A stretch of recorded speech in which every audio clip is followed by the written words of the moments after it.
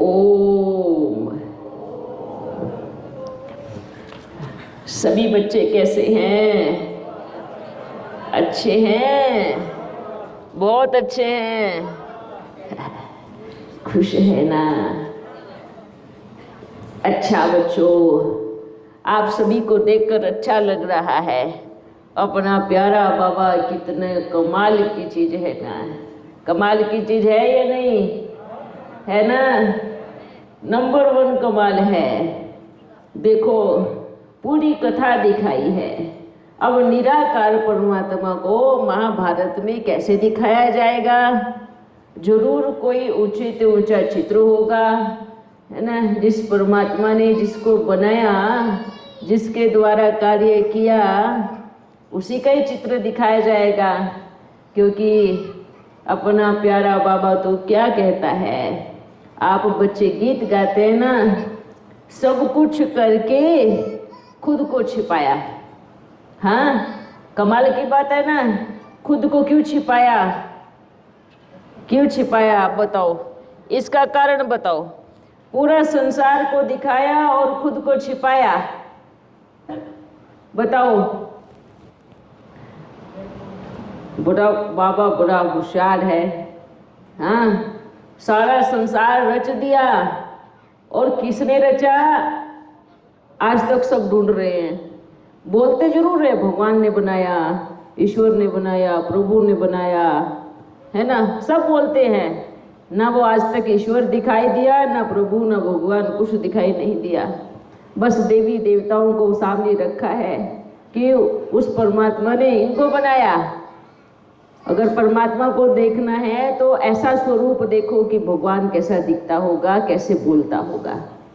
सब कुछ करके खुद को छुपाया। जानते हो, बाबा ने खूबसूरत संसार बनाया, देवी देवताओं का राज्य बनाया, सुख का सबको बराबर दिया। हाँ, सबको बराबर, बड़ा सुंदर संसार बनाया। लेकिन बनाने वाले को तो पता था ना कि शुरुआत कितनी अच्छी है, और बाद में जब चलते चलते चलते चलते गिरेंगे, और जब गिरेंगे तो ढूंढेंगे कि दुनिया किसने बनाई, उसको पकड़ो। अचानक से बारिश हो गई, अचानक से भूकंप आ गया, अचानक से मनुष्यों को दुख मिला, तो अभी अभी क्या बोलते हैं जिसको ज़्यादा दुख होता है? एक बार भगवान मिल तो जाए, उसको छोड़ेंगे नहीं। क्योंकि पता था कि बाबा को मालूम था कि लास्ट में ये फिर क्या करेंगे। मैंने इतना सुख जरूर दिया, और सुख को नहीं याद करेंगे, पर जो अपने कर्मों से गिर गए, दुखी हो गए, तो इसका इल्जाम भी मेरे पे लगाएंगे। इस वजह से मैं गायब ही हो जाता। हाँ, ये जरूरी था, बहुत जरूरी था। अगर गायब नहीं होते तो कितने टुकड़े हो गए होते आज बाबा के, सोचो। क्यों? क्योंकि मनुष्य वृत्ति कैसी है, अच्छा किया तो मैंने किया, और बुरा किया तो भगवान ने किया। हाँ, यही है ना? अच्छा किया तो किसने किया? मैंने। और दुखी हुए तो भगवान ने। तो भगवान को पता था कि ये ऐसा करने वाले हैं, इसलिए इससे अच्छा ये जन्म मरण के लफड़े से ही छुट्टी प्राप्त करो। नहीं तो रोज घर में, अगर मान लो बाबा ने शरीर लेना, मतलब लेना ही पड़े दुनिया में, तो जन्म मरण के चक्र में वो भी आए, उसकी भी फिर पत्नी होवे, बच्चा होवे, और फिर झगड़ा होवे, है उसका होगा ना। तो फिर सारी दुनिया, तो बाबा भी बोलता, लो अपने घर का ना सुलझाऊं, सबका दुनिया का क्या सुलझाऊं। इसलिए बाबा ने भी क्या किया, दुनिया बनाई और खुद छुप गया। अब कमाल की बात है कि उसको मिलने का जो रास्ता है, वंडरफुल बात है। चाहे आप पहाड़ों पे चले जाओ, कहीं पर भी चले जाओ, कहीं पर भी नहीं मिलेगा, पर उसके मिलने का रास्ता मनुष्य के भीतर से होके ही जाता है। समझ में आया?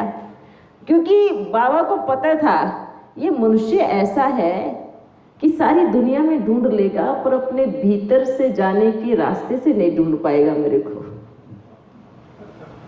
हाँ, कि उसको पता है इसके भीतर से ही वो रास्ता जाएगा। मानो जैसे ही आत्मा रूपी नेत्र खुला, समझना इस बात को, जैसे ही आत्मा का ज्ञान हुआ, ये दिव्य चक्षु खुला, ऐसे ही हमें परमात्मा की पहचान मिली।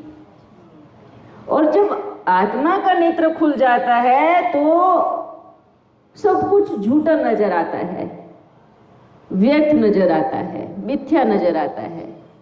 तो फिर भगवान से लड़ने की बात ही मिट जाती है। झगड़ा कौन करते हैं? भगवान को मारने के पीछे कौन दौड़ते हैं? जिनका आत्मा रूपी जो नेत्र है वो बंद हो। जिनका खुल जाए तो वो मजे में घूमेंगे, रास करेंगे, नाचेंगे, वाह ये क्या खेल है। जिसने ऊपर बैठ खेल को देख लिया उसको रोना नहीं आएगा।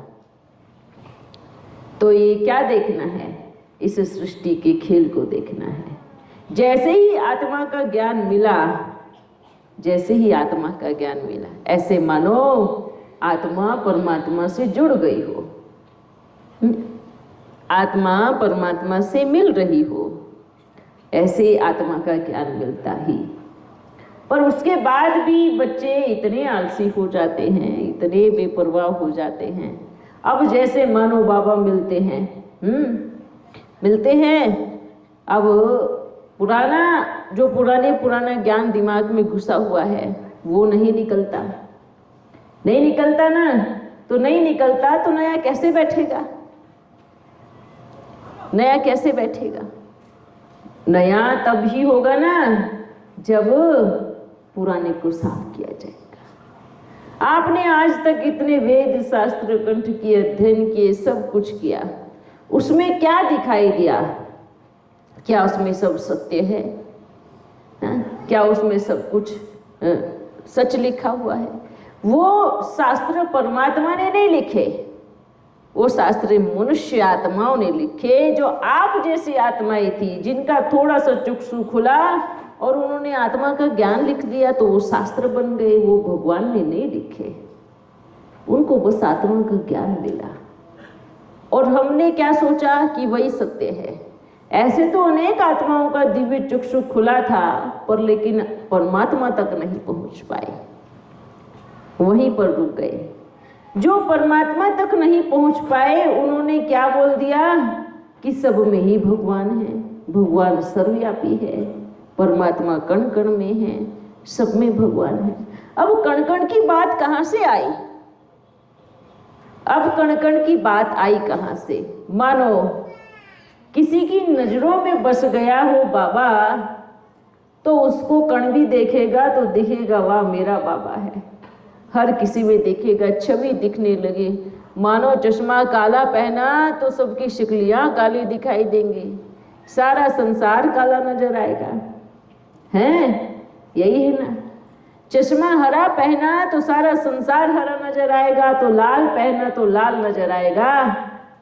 अगर जिसने परमात्मा प्रेम का चश्मा पहन लिया उसको हर जगह परमात्मा ही नजर आएगा। वो उस आत्मा का प्रेम है, भक्ति भावना है, उसकी आंखों का वो चश्मा है प्रेम का, प्रभु प्रेम का। इसका मतलब ये नहीं कि सबके भीतर भगवान है, नहीं, उसने वो चश्मा पहना हुआ था इसलिए उसको नजर आया। तो तब लिख दिया जिधर देखूं तू ही तू।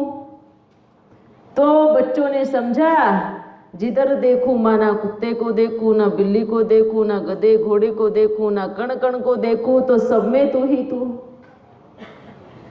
इसलिए बोल दिया कि भगवान क्या है? सर्वव्यापी है। वास्तव में परमात्मा सर्वव्यापी नहीं है। सर्वव्यापी आज हर किसी के भीतर तो माया रावण है, 5 भूत सर्वव्यापी है। थोड़ा सा कुछ बोलो तो क्रोध का भूत एकदम मुखड़े को लाल कर देवे जैसे, काम का भूत शक्ल को बिगाड़ देवे जैसे, हैं, लोभ हो तो इज्जत ही गवा देवे जैसे, सब कुछ खत्म कर देता है। तो भूत, अब जहां परमात्मा विराजमान हो तो वहां ये 5 विकार क्या करेंगे, होंगे?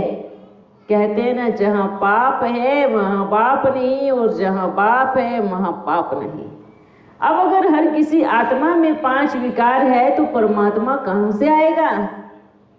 परमात्मा नहीं हो सकता।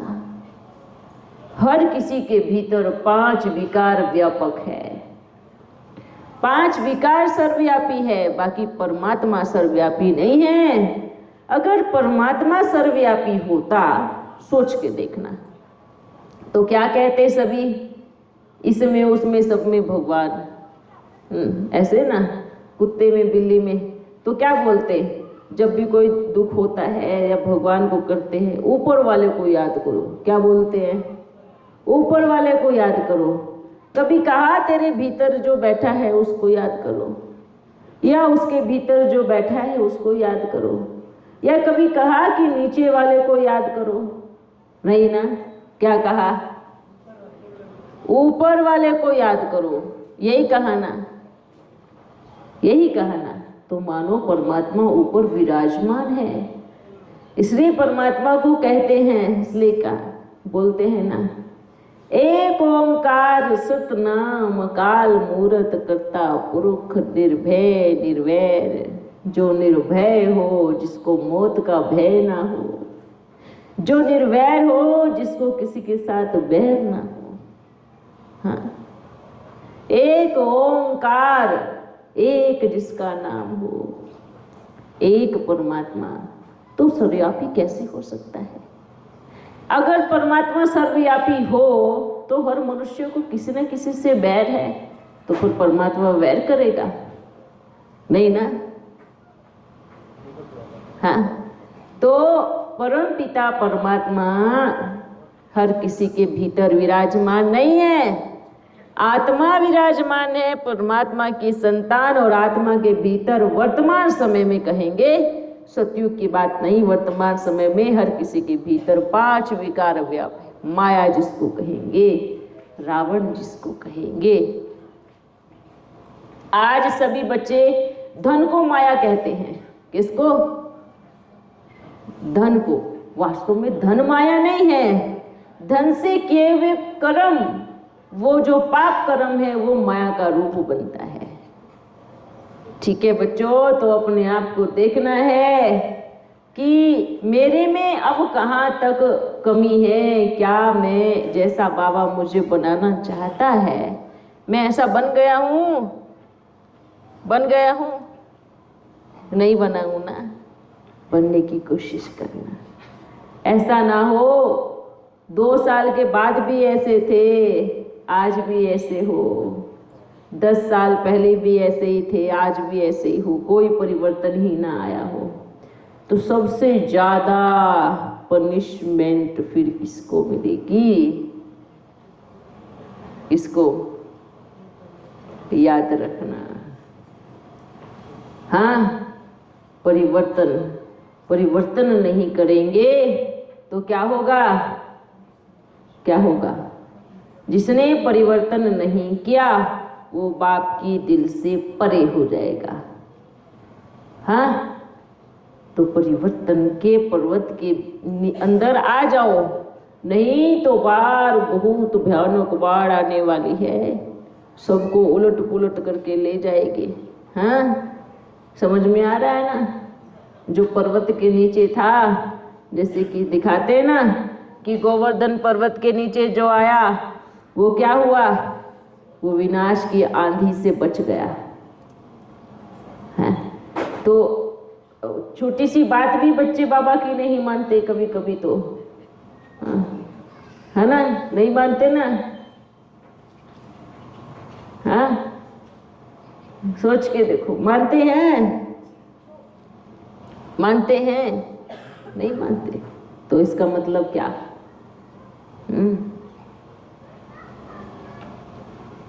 इसलिए आप बच्चों को अच्छा एक लास्ट मैसेज दे रहे हैं, जितने भी यहाँ बैठे हैं, खान पान के ऊपर विशेष ध्यान दे। मांसाहार माना महापाप करना, और महापाप करना माना अपने आप को सूली पर चढ़ाना। अपने आप को सूली पर चढ़ाना माना अपना ही सत्यानाश करना, अपना ही बेड़ा गर्क करना।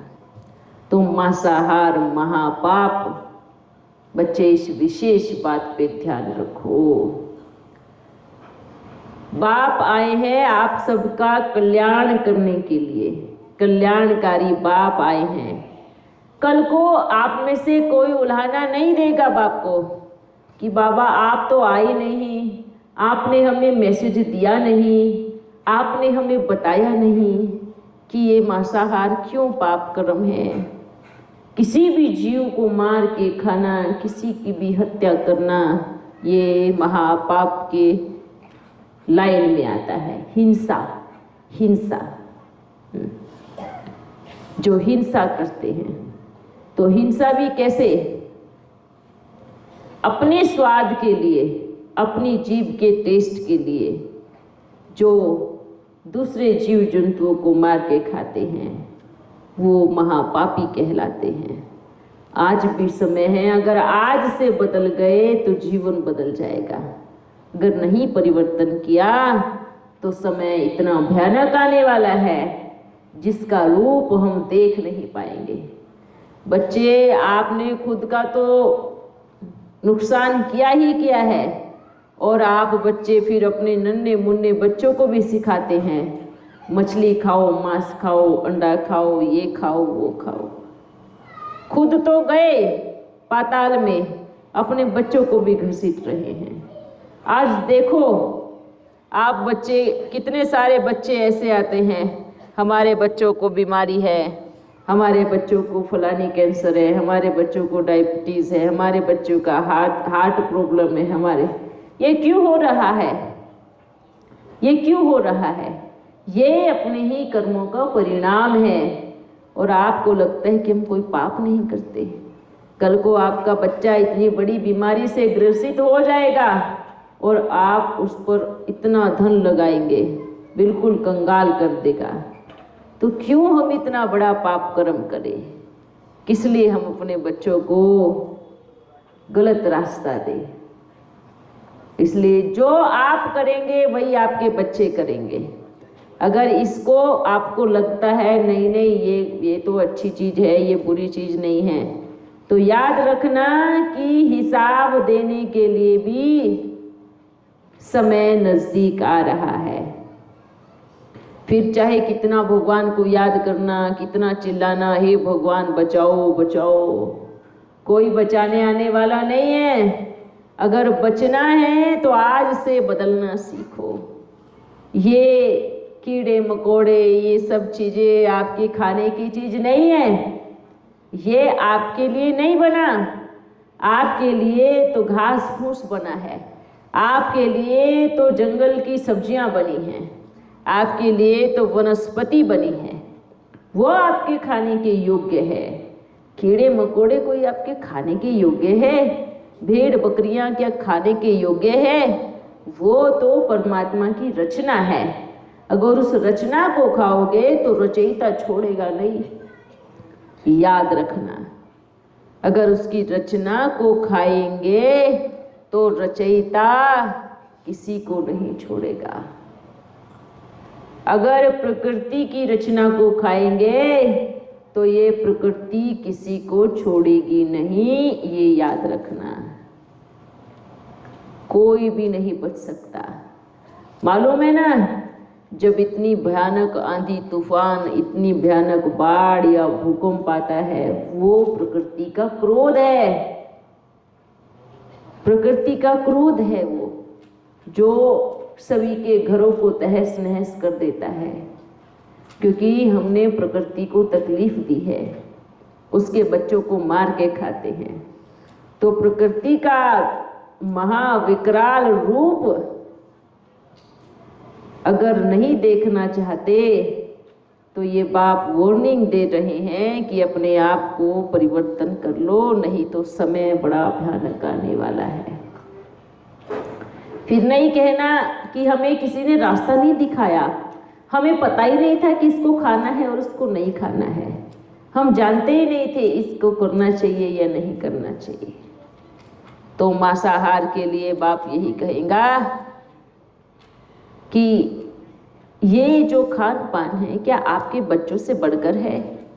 नहीं ना, आपके लिए जो बना है वो खाना चाहिए।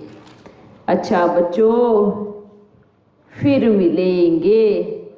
और जो बारी बारी मिलते हैं उनको भी बाप का मैसेज है, अपने आप को सुधार लेवे, अच्छे से सुधार लेवे। क्योंकि क्यों सुधारना है? क्योंकि आप नहीं भी सुधारेंगे तो बाप का कुछ नहीं जाने वाला, पर जाने वाला किसका है? किसका है? आप बच्चों का है। फिर रोते रहना, बाबा आपने हमने क्या, आपने ये किया, आपने। बाबा कुछ नहीं करते हैं। बाबा तो क्या है? जज है, जज। जज क्या करता है? चाहे गुनहगार उसका बच्चा भी क्यों ना हो, सजा तो वो उसको भी सुनाता है।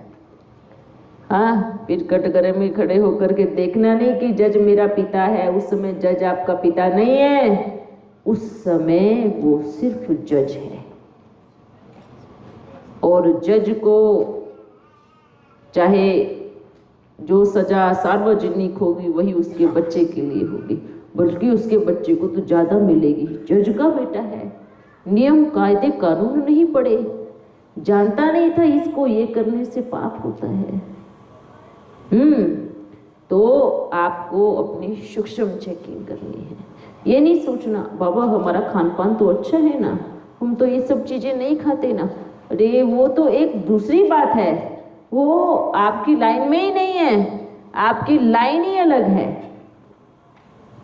ये बात याद रखना। हाँ, तो इस चीज को विशेष ध्यान रखना। उसमें आपके पद अनुसार आपकी चेकिंग होगी। तो अपने आप पे ध्यान दे कि क्या मैं जितना बाबा चाहता है, जो रोज चाहता है, क्या मैं बैठ बाप को याद करता हूँ? क्या मैं बैठ मुरली पढ़ता हूँ या सुनता हूँ? ये देखो क्या मेरे में परिवर्तन आया है? जिस चीज से अनेक लोगों को दुख मिल रहा हो, मेरी वाणी से या मेरे कर्म से या मेरी सोच से दुख मिल रहा हो, क्या मैंने उसमें बदलाव किया है? क्या बदलाव किया है? अगर 100 लोगों में से 60-70 लोगों को दुख मिल रहा है मेरी वाणी से, तो क्या मैंने अपनी वाणी को चेंज किया है, बदला है? बदलाव ही आपकी उन्नति की सीढ़ी है। इसलिए विशेष ध्यान रहे, जो बारी बारी मिलते हैं, जो जगह जगह पहुंचते हैं, उनको बाप का मैसेज है। ये नहीं बदलेंगे तो क्या होगा? क्या होगा? समय बदलेगा। और जब समय बदलता है ना, फिर अच्छे अच्छे टेढ़े भी सीधे हो जाते हैं। क्योंकि समय टेढ़े बच्चों को ऐसी नली में डालता है जो बड़ी गर्म होती है अंदर से, तो क्या हो जाते हैं? हाँ, टेढ़े मेढ़े सरिये भी अग्नि में तपकर एकदम सीधे हो जाते हैं। तो समय की अग्नि को अपने पास मत लेके आना, नहीं ज़्यादा जल जाएंगे, नुकसान भारी हो जाएगा। इससे अच्छा तो क्या करो? स्वयं को परिवर्तन करो, खुद को परिवर्तन करो। क्योंकि बाप की नज़रों से कोई छुपा नहीं है। हाँ, ईमानदारी रखनी है बाप के प्रति, ये चीज़ विशेष याद रखना है। जो कहते हैं ना, नहीं बाबा हम तो बिल्कुल ठीक ठाक चल रहे हैं, तो उनको कहेंगे रोज 1 घंटा बैठो और रोज अपनी चेकिंग करो कि सच में आप ठीक चल रहे हैं। बिना फोन के तो योग में भी बच्चे नहीं बैठते। कमाल की बात तो ये है, टेलीफोन साथ में चाहिए तब योग लगता है, गाने बजेंगे तभी योग लगेगा, कमेंट्री आएगी तभी योग लगेगा। देख कभी कम से कम 1 घंटे के लिए तो उसका त्याग कर दो। 1 घंटा तो साइड करो, उसको बैठ करके याद करो। हाँ, पूजा पाठ भी करेंगे तो भी फोन को साथ में लेके करेंगे। एक तरफ वो देखेंगे फोन, किसी का मैसेज तो नहीं आया या कॉल तो नहीं आया, फिर एक तरफ जय श्री राम, जय भगवान, जय हनुमान करते रहेंगे। हाँ, एक तरफ फिर फोन देखते रहेंगे, एक तरफ फिर ये बजाते। अरे दोनों में से कोई काम ढंग का नहीं हो रहा है, दोनों ही काम बिगड़ रहे हैं। ये बेचारा वो जो कॉल कर रहा है, मैसेज कर रहा है, उसको भी रिस्पॉन्स नहीं जा रहा। आधा अधूरा उसको दे रहे हैं और आधा अधूरा दे रहे हैं भगवान को, तो वो भी क्या कहेगा, भाई एक ही काम कर लो एक समय पर। तो यही हालत आप बच्चों की भी है। जैसे आप करेंगे ऐसे सब करेंगे। योग में गीत अच्छा होना चाहिए तो योग लगेगा, कमेंट्री बड़ी अच्छी होनी चाहिए तो योग लगेगा। तो योग गीत से लगा है, योग कमेंट्री से लगा है, बाप से नहीं लगा है। कमेंट्री या योग या गीत तो उत्साह दिलाने वाले, पंख लगाने वाले हैं। वास्तव में योग तो आप चाहे आपके पास टेलीफोन हो, गीत हो या ना हो, कमेंट्री हो या ना हो, कुछ भी हो या ना हो, फर्क ना पड़े।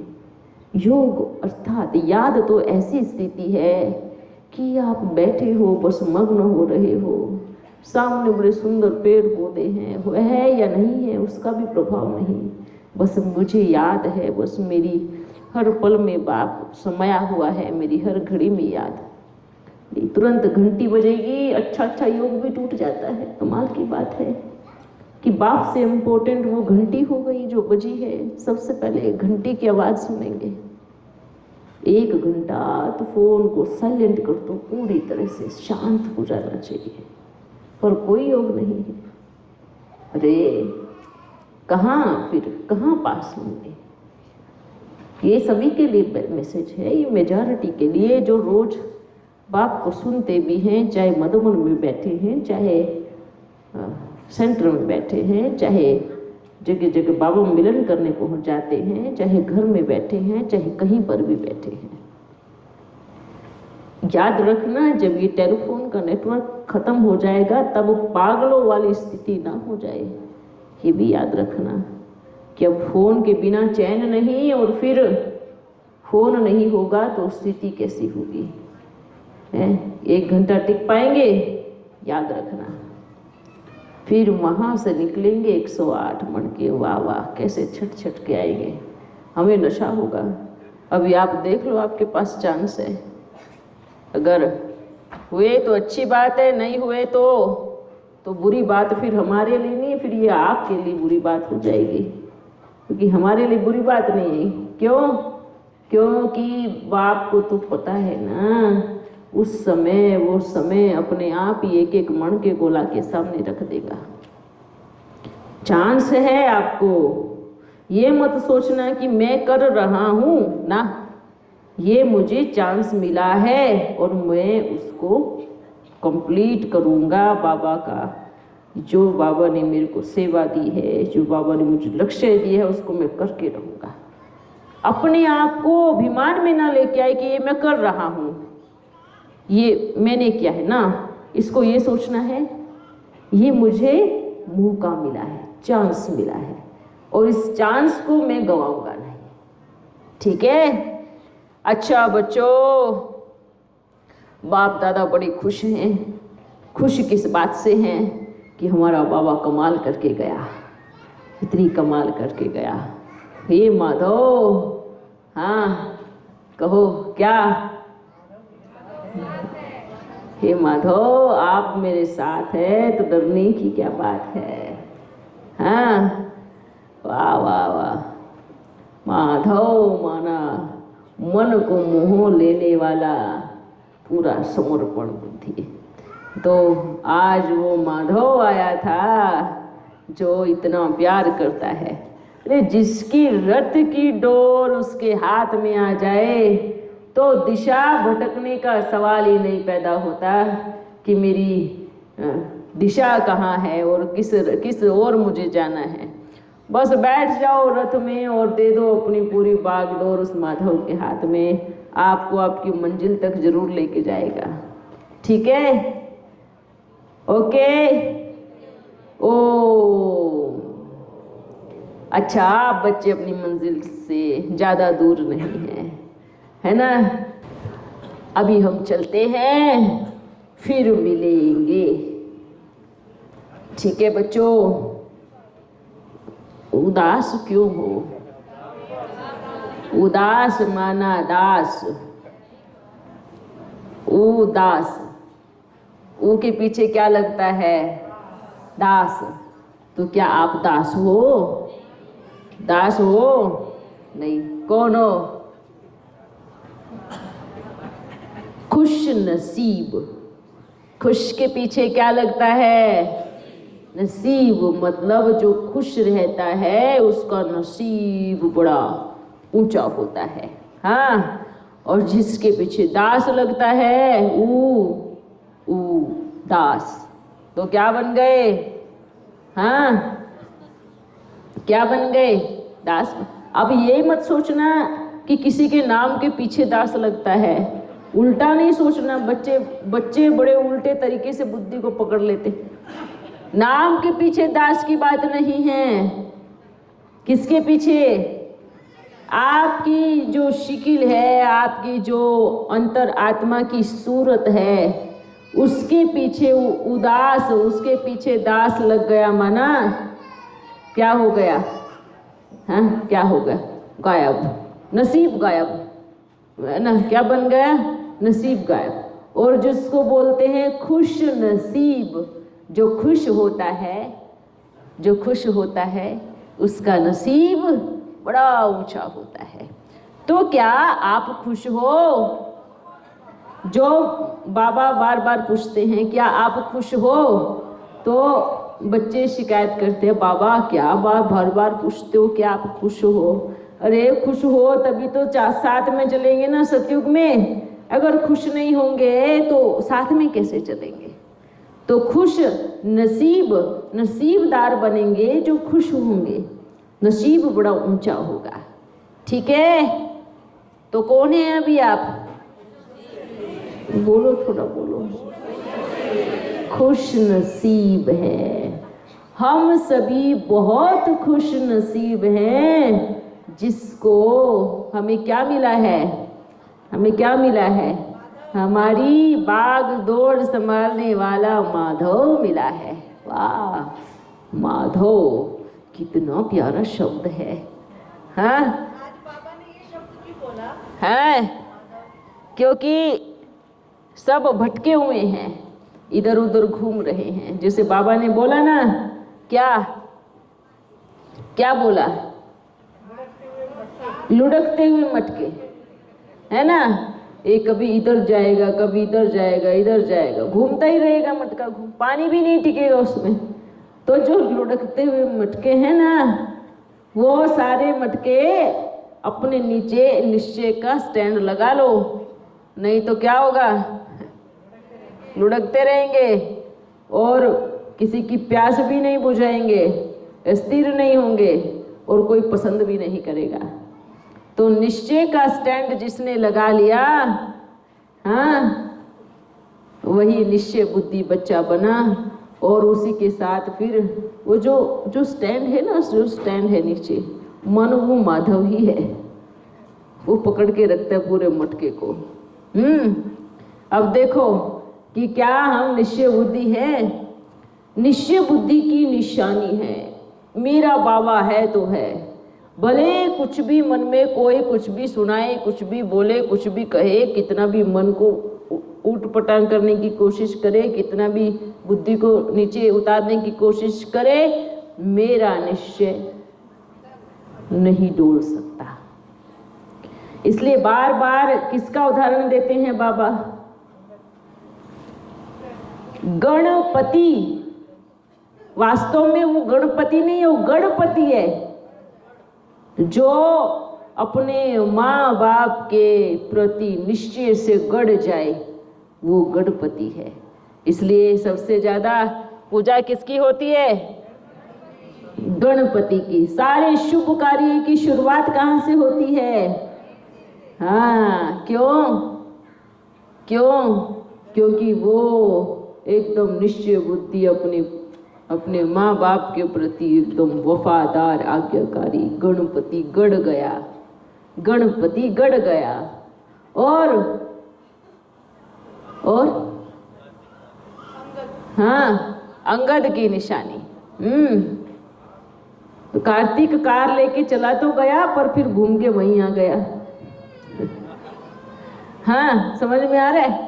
कार्तिक थोड़ा घूमने गया था कि दुनिया देख लूं थोड़ा कितना अच्छी लगती है। तो कार्तिक क्या करता है? कार लेके चला जाता है। मानो मन से संशय बुद्धि हो जाता है। जिसका मन भटक गया वो ही कार्तिकी कहलाता है। और फिर लास्ट में भटकने के बाद फिर सही रास्ते पर आया, क्योंकि है तो बाबा का ही बच्चा ना, है ना।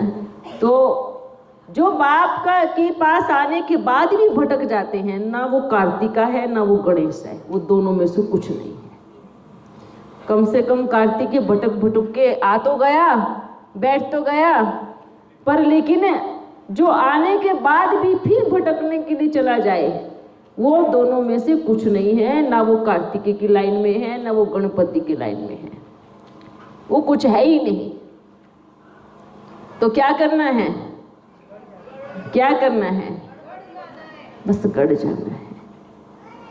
बस मेरा बाबा, प्यारा बाबा, जो बाबा कहे जी बाबा, जी बाबा। फिर बात चाहे कितनी भी आए पर बाप पर भारी ना पड़े। बातें तो आएंगी और जाएंगी, पर बाप आता है एक बार और जाता है एक ही बार। याद रखना, बाप आया गया नहीं होगा, बात आएंगी जाएंगी, बातों का क्या है, पर बाप एक ही बार आता है और जाता भी एक ही बार है, फिर आता नहीं है। याद रखना।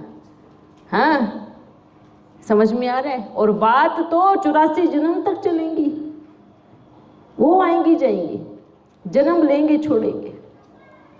हाँ, और बाप एक ही बार मिलता है, एक ही बार आता है और एक ही बार जाता है। तो आपके लिए जरूरी क्या है, बात या बाप? बाप जरूरी है ना, तो बातों को छोड़ दो, फिर चाहे कोई कुछ भी बोले, फिर बातों को छोड़ दो, फिर पकड़ लो बाप को। क्यों? बातों के बिना हमारा काम चल सकता है, पर बाप के बिना हम चल ही नहीं सकते। हमारा काम तो छोड़ो कि हम ही नहीं चल सकते बाप के बिना। तो जरूरी कौन है? जरूरी बाप है, जरूरी हमारा पिता है, जरूरी हमारा बंधु सखा है, जरूरी हमारा दोस्त है। बात जरूरी नहीं है। बातें तो विनाश का रूप बनाती है और बाप शांति की स्थापना करता है। बातें तो तहस नहस कर देती है और बाप तो स्थिरता लेके आता है। बातें तो बड़ा भारी नुकसान करती है और बाप तो फायदा करता है। बातें तो मार्ग से भटकाती है और बाप तो मार्ग पर लेके आता है। बातें विनाशकारी है और बाप स्थापनाकारी है। बात और बाप दोनों अलग है। तो ये बातों को छोड़ो और बाप को पकड़ो, जो हमारे जीवन को बदल दे। बात हमारा जीवन बर्बाद करती है और बाप हमारा जीवन आबाद करता है। तो जरूरी क्या है? किसने क्या बोला और किसने क्या नहीं बोला वो जरूरी नहीं है। मेरे बाबा ने मुझे क्या बोला है, मेरे बाबा ने मुझे क्या प्यार किया है, मेरे बाबा ने मुझे क्या कहा है, मेरे लिए वो जरूरी है। फलाने बहन ने, फलाने भाई ने क्या बोला वो बिल्कुल जरूरी नहीं है। जरूरी क्या है? जरूरी क्या है? मेरे बाबा ने मुझे क्या बोला है। ठीक है?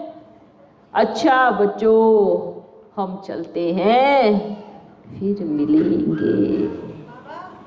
ओ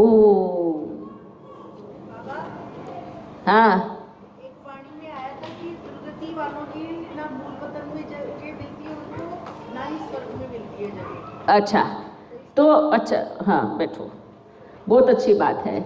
जगह मिलेगी ही नहीं, क्यों?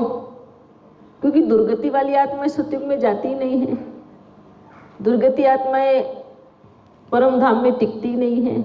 जाति मतलब क्या है कि सूक्ष्म वतन में सबका झाड़ू पोछा होगा, सब शुद्ध और पवित्र बनकर ही मूल वतन में जाएंगी। समझ में आ रहा है? पतित आत्माएं परम धाम में जा नहीं सकती। हाँ, पतित आत्माएं, दुर्गति वाली आत्माएं, पतित आत्माएं परम धाम में जा नहीं सकती। क्यों नहीं जा सकती? क्यों? क्योंकि सूक्ष्म वतन में उनकी पूरी चेकिंग होगी। आत्मा ऐसे जलेगी, एकदम पूरी तरह से खाद निकल जाएगी और तब परम धाम में जाकर बैठती है। तो सभी परम धाम में बैठने वाली सभी पवित्र आत्माएं ही हैं, पावन आत्मा ही है। वो पतित कब बनती है? आती तो वहां से पावन ही है, पर पतित कब बनती है?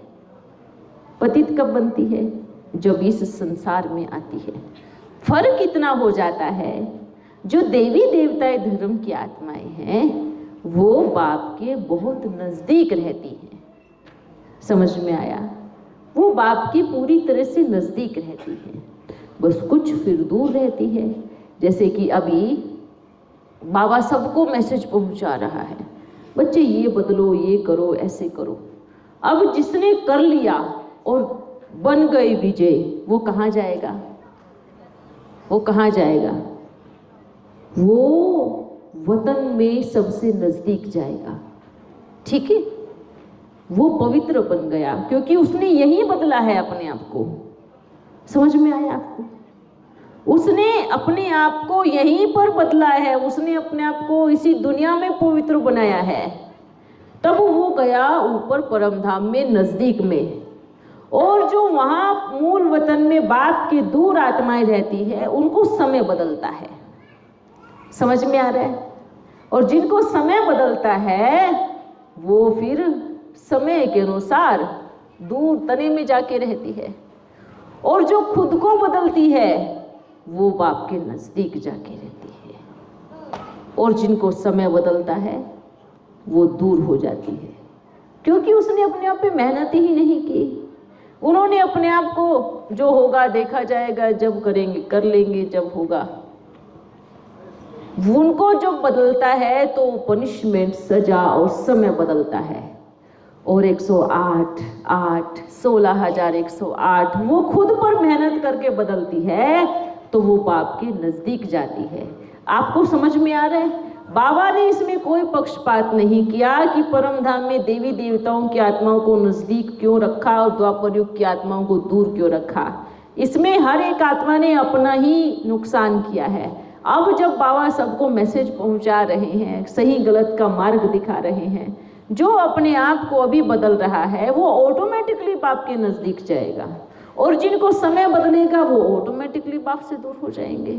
इसलिए पवित्र आत्माएं ही परम धाम में जाती है, चाहे उनको समय बदले, चाहे वो खुद को बदले। बस बदलाव इतना होता है, जिसने खुद को बदला वो नजदीक गया, जिन समय ने जिसको बदला वो दूर हो गया। जाति पवित्र बनके ही है।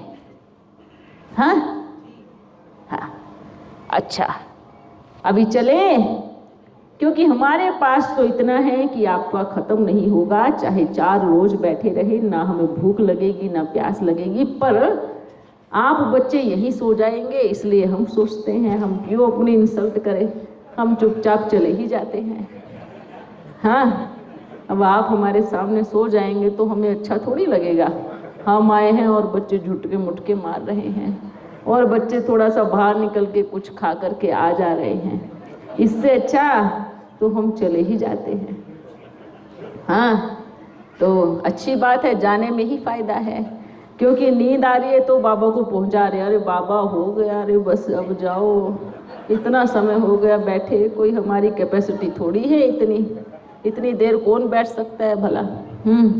तो फिर है ना, किसी को फिर भूख लगेगी, तो इसलिए बाबा क्या कहेगा, क्या हुआ, क्या हुआ? ये बच्चा कुछ बोल रहा है, क्या हुआ इस बच्चे को? में फायदा है ना? बाबा जाएंगे तो अच्छा नहीं लगेगा। अच्छा, बाबा जाएंगे तो अच्छा नहीं लगेगा। अच्छा नहीं लगेगा। इधर आओ, इधर आओ, इधर आओ, इधर आओ। अरे वाह, नन्हे मुन्ने बच्चे को इतना प्यार है। सीखो बच्चे से कुछ, उसको बड़ा। इधर आओ, इधर आओ, इधर आओ। क्या हुआ? अच्छा। आहा,